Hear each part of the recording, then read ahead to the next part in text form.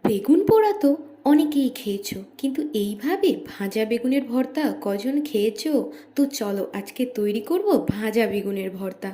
যার জন্য সবার প্রথমে একটা বেগুনকে গোল গোল করে কেটে নিয়ে লবণ হলুদ মাখিয়ে নেব।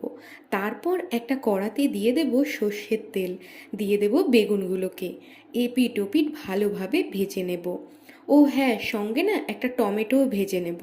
ভাজা হয়ে গেলে নামিয়ে নিয়ে দিয়ে দেব আবারও কড়াতে কিছুটা সর্ষের তেল। তারপর দিয়ে দেব একটা পেঁয়াজ কুচি, তিন চারটে রসুন, চারটে মতো কাঁচা লঙ্কা। এবারে এটাকে ভালোভাবে ভেজে নামিয়ে নেব। তারপর আগে থেকে ভেজে রাখা বেগুন আর টমেটোর মধ্যে দিয়ে দেব ভেজে রাখা পেঁয়াজ, রসুন, কাঁচা লঙ্কা, পরিমাণ মতো লবণ, কিছুটা ধনেপাতা কুচি দিয়ে মেখে নিলেই রেডি আমাদের ভাজা বেগুন ভর্তা।